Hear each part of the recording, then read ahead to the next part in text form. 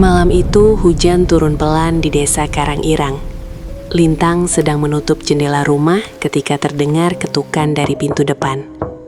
Tok, tok, tok. Di teras berdiri seorang pria berbeskap hitam. Kulitnya tampak kusam seperti kertas yang lama terendam air.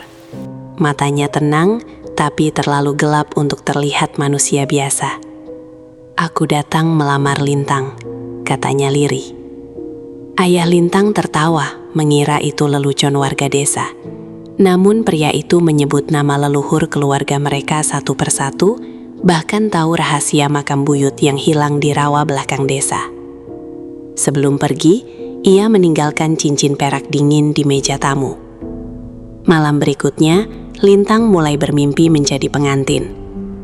Ia duduk di pelaminan tua di tengah hutan mati, dikelilingi tamu tanpa wajah jelas. Saat terbangun, telapak kakinya dipenuhi lumpur hitam berbau rawa. Ibunya mulai ketakutan ketika menemukan undangan tua terselip di bawah lemari kayu. Kertasnya lembab dan dipenuhi bercak kecoklatan seperti bekas air rawa. Nama pengantinnya tertulis jelas, Raden Arya Wiratama dan Lintang. Padahal Raden Arya sudah mati tenggelam lebih dari 100 tahun lalu. Sejak itu, rumah mereka berubah aneh. Setiap maghrib terdengar gamelan lirih dari arah sumur belakang. Bau bunga kenanga busuk memenuhi ruangan tanpa sebab. Bahkan ayam dan kucing peliharaan mendadak hilang satu persatu. Malam sebelum tanggal pernikahan di undangan itu, listrik desa padam total. Lintang keluar kamar memakai kebaya putih lusuh yang tak pernah dimiliki siapapun. Rambutnya tersanggul rapi sendiri. Matanya kosong seperti sedang berjalan sambil tidur. Di ruang tamu sudah berdiri beberapa sosok basah berlumpur. Mereka diam memandang Lintang, sambil tersenyum terlalu kaku. Ayah Lintang mencoba menarik tubuh anaknya, tetapi lengannya terasa berat, seolah ada tangan dingin mencengkram dari bawah lantai. Papan kayu rumah mulai retak perlahan. Dari sela-selanya keluar air hitam bercampur lumpur rawa. Tamu-tamu itu bergerak mendekat tanpa suara. Bau tanah basah dan anyir memenuhi ruangan. Salah satu dari mereka mengangkat kepala. Kulit wajahnya rusak, seperti kayu lapuk yang lama tenggelam. Tiba-tiba gamelan berhenti. Sunyi total. Lalu terdengar suara pria dari ruang tengah. "Aku datang menagih janji darah." Pria berbeskap hitam kini duduk di kursi tamu. Air terus menetes dari ujung jarinya ke lantai kayu. Lintang berjalan menghampirinya tanpa berkedip. Nafasnya pelan, seperti orang tidur. Di jari manisnya, cincin perak itu sudah terpasang sendiri. Ibunya menjerit saat melihat tangan Lintang dipenuhi bercak hitam menyerupai akar rawa. Gadis itu tetap diam menatap pria berbeskap di depannya. "Ayo pulang," bisik pria itu pelan. Tiba-tiba pintu rumah terbuka sendiri. Angin dingin masuk membawa bau air busuk dan bunga melati layu. Di luar, jalan desa tertutup kabut tebal.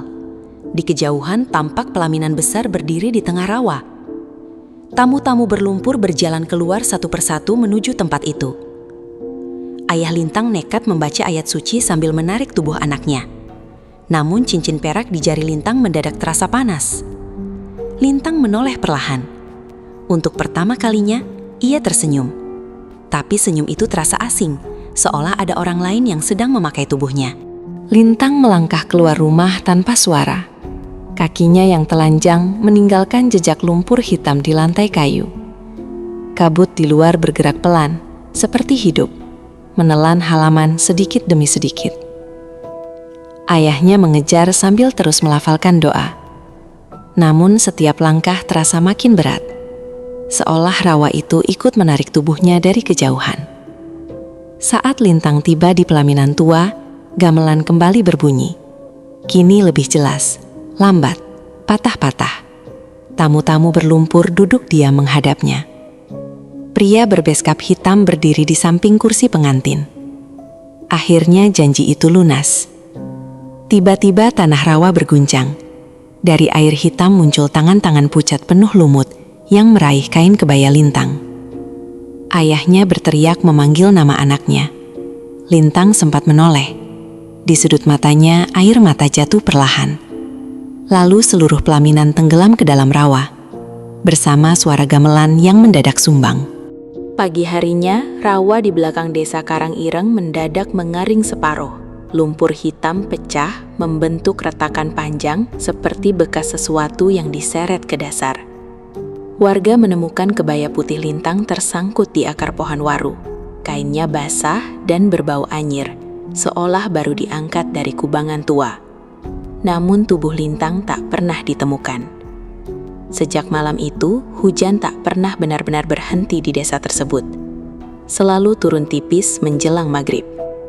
Beberapa warga mulai mendengar gamelan dari arah rawa setiap malam Jumat. Kadang disusul suara orang menembang pelan dari tengah kabut. Ayah Lintang jatuh sakit setelah kejadian itu. Rambutnya memutih hanya dalam hitungan hari. Ia terus mengigau tentang perjanjian lama yang dibuat leluhurnya demi menyelamatkan desa dari wabah ratusan tahun silam. Konon, setiap 100 tahun sekali, pengantin perempuan harus dikembalikan kepada penghuni rawa. Suatu malam, seorang pemuda bernama Bayu nekat mendatangi rumah kosong keluarga Lintang. Ia penasaran setelah mendengar cerita tentang suara gamelan dan sosok pengantin rawa. Di dalam rumah itu, debu menebal seperti tak pernah disentuh manusia. Namun anehnya, meja tamu masih menyimpan cincin perak dingin yang dulu dibawa pria berbeskap hitam. Saat Bayu menyentuhnya, terdengar suara perempuan berbisik tepat di belakang telinganya. Jangan biarkan dia bangun. Bayu menoleh cepat. Tak ada siapapun. Lalu dari sumur belakang terdengar bunyi air bergolak. Blup, blup, blup. Ia mendekat sambil membawa senter gemetar. Ketika cahaya diarahkan ke dalam sumur, Bayu melihat wajah Lintang mengambang jauh di dasar air. Matanya terbuka. Namun yang membuat tubuh Bayu membeku, sesuatu berdiri di belakang Lintang dalam kegelapan sumur. Sosok pria berbeskap hitam sedang tersenyum pelan. Senter di tangan Bayu berkedip liar. Cahaya kuningnya memantul di dinding sumur yang licin oleh lumut hitam. Wajah Lintang masih terlihat di dasar sana, diam tanpa berkedip. Tiba-tiba permukaan air beriak pelan. Tubuh Lintang naik perlahan tanpa bergerak sedikit pun, seperti ada sesuatu yang mengangkatnya dari bawah. Rambutnya menjuntai basah menutupi sebagian wajah. Bayu mundur terpeleset tanah lembek. Lintang, suaranya pecah. Gadis itu membuka mulut pelan. Air keruh mengalir dari bibirnya bersama suara gamelan samar. Lalu terdengar suara lain dari dalam sumur. Banyak suara, berbisik bersamaan. Pengantin baru telah kembali. Mendadak tangan berlumpur mencuat dari bibir sumur dan mencengkram kaki Bayu. Kukunya panjang seperti akar pohon mati. Bayu menjerit sambil meraih batu di dekatnya. Namun sebelum sempat memukul, seluruh lampu desa padam bersamaan. Keesokan paginya, Bayu ditemukan pingsan di tepi rawa dengan tubuh demam tinggi. Rambutnya memutih di beberapa bagian, sementara kukunya dipenuhi lumpur hitam yang tak bisa dibersihkan. Ia terus mengigau satu kalimat yang sama. Jangan datang saat hujan. Sejak malam itu, tak ada lagi warga yang berani mendekati rawa belakang desa Karangireng. Sumur tua di rumah keluarga Lintang pun ditutup semen tebal. Namun anehnya, setiap musim hujan tiba, permukaan semen itu selalu basah, seperti ada air yang merembes dari bawah. Kadang, warga masih mendengar suara gamelan lirih muncul setelah maghrib. Dan jika kabut turun terlalu pekat, sosok pengantin perempuan berkebaya putih sering terlihat berdiri di tengah rawa.